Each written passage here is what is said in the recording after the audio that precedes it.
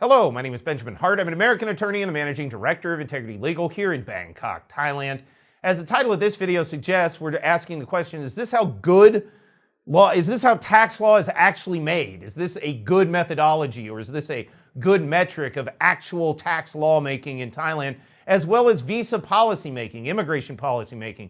One thing in the past 2 years, especially since the reopening of Thailand, that's really been on one level a bit perplexing, just sort of academically and intellectually, like figuring out what exactly is going to be the end result of the sausage machine that is, the immigration policy apparatus. Then at the same time, it's increasingly clear to me that that's being pulled together with certain tax policy matters. And then on top of it, we've had all sorts of tax policy issues that have been arising wherein we have these foreign interlopers who are putting in their own 2 cents about how tax policy and law works in Thailand. As I've discussed in other videos, completely illegal, violates the restricted occupations. I refer to them as tax stamp pimps, especially those who are agents of foreign tax authorities who have no business discussing such matters here in Thailand in any way that looks like or could be construed as something akin to a tax consultation.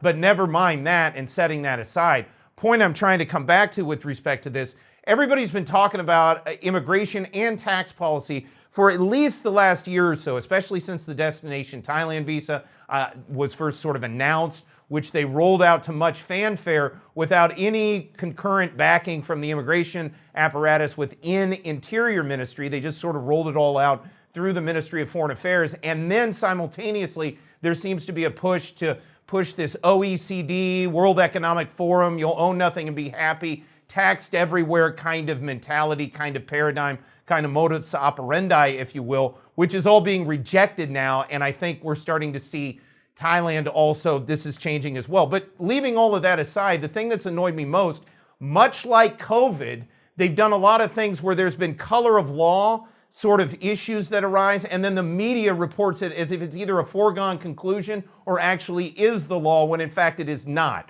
As we discussed with Trump rejecting OECD, there was no underlying legislation. He just kicked it out. Thailand has never recognized it. There's no legislation on that. If you want law, especially in a civil law country, to tax people, you need to promulgate specific legislation pertaining to that tax.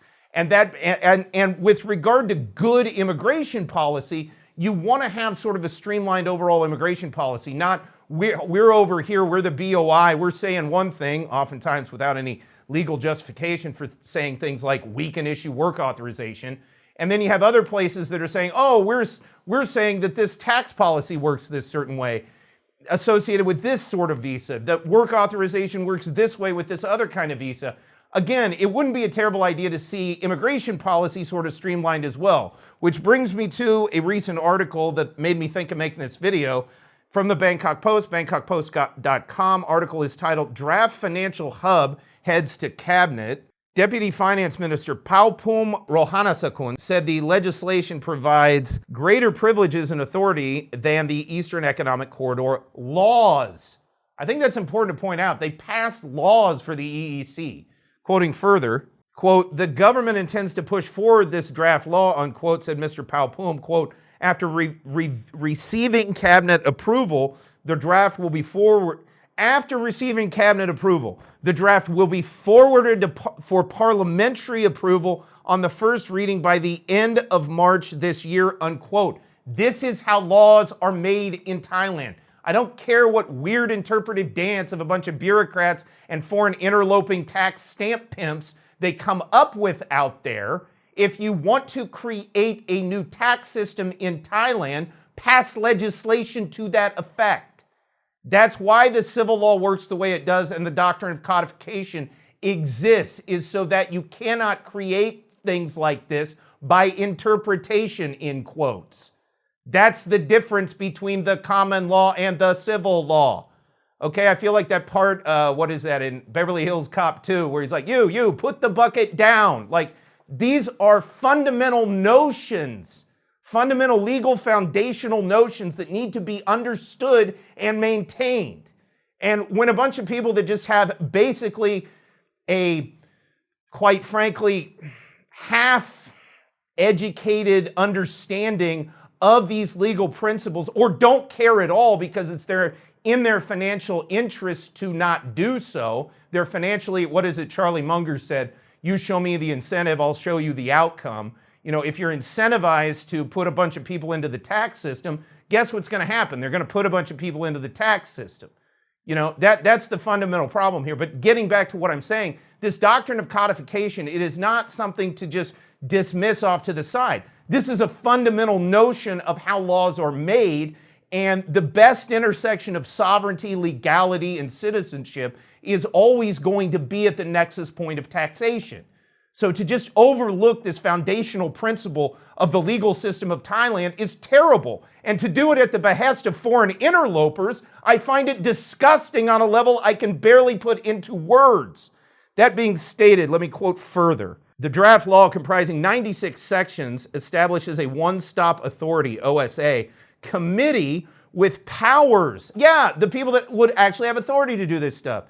With powers ranging from issuing and revoking licenses to granting both tax and non-tax incentives for businesses investing in setting up a financial hub in Thailand. So how exactly financial hub is defined, that kind of remains to be seen. And we're still, again, I urge those who are watching this video, go check out that article, read it in detail. We're still waiting around to see how this proceeds through Parliament. But a lot of the things that have been sort of in the gray areas out there, I think are going to end up falling under this act for a lot of foreigners for all practical purposes. Now, again, it's important to point out that financial services and things of that nature, and there may be sort of even professional financial services that can fall under that rubric. You need to understand that that's very different than standard professional services, again, such as legal services, accounting, tax advisory, consulting, etc. Because again, that stuff falls under restricted occupations here in Thailand. And you gotta remember that that's important because again, as I point out, we don't want a bunch of foreigners who A, don't know the laws here in Thailand, have no right coming to Thailand, telling Thailand how anything works. Another important thing to point out here that Mr. Trump pointed out with regard to the exit from OECD is the issue of extraterritoriality. It is not right that people outside of this country tell this country how the tax policy should work or how much more or less Thailand can take with regard to taxes because of some offset occurring outside of the country. That isn't how it works here, nor should it be. Okay, it's never been the paradigm out here. I don't like it from the get-go.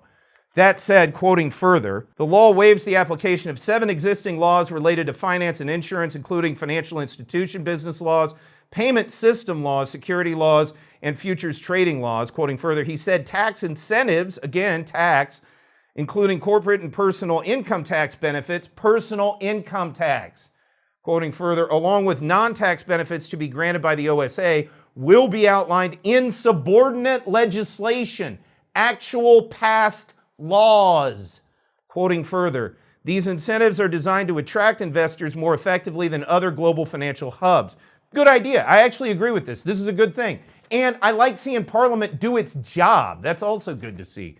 That said, quoting further, non-tax benefits will include special privileges related to visas, immigration, and regulatory reforms to improve the ease of doing business. All great ideas, and I love the notion that it's going to be streamlined. So finally, instead of these train wrecks we get like we have at the beginning of this year in Q1, where this tax policy, this DTV trying to roll out all this digital entry-exit collided with the rollout of the TM6, or you could argue maybe Ministry of Interior gave the foreigners kind of an out with the TM6 sort of digital rollout. I think maybe they were carving a little loophole. It isn't many days I get to do videos where I get to give Thai immigration a little bit of maybe benefit of the doubt that they were throwing one to the foreigners. So I'm going to take the opportunity to maybe give it to them, give them the benefit of the doubt that maybe they were doing that as a little like, hey, it's all going to be all right out here in Thailand, one way or the other. It will be nice, and I'm hoping we will see this streamlined legislation get through Parliament soon, and we will certainly be keeping you updated on this channel as the situation evolves.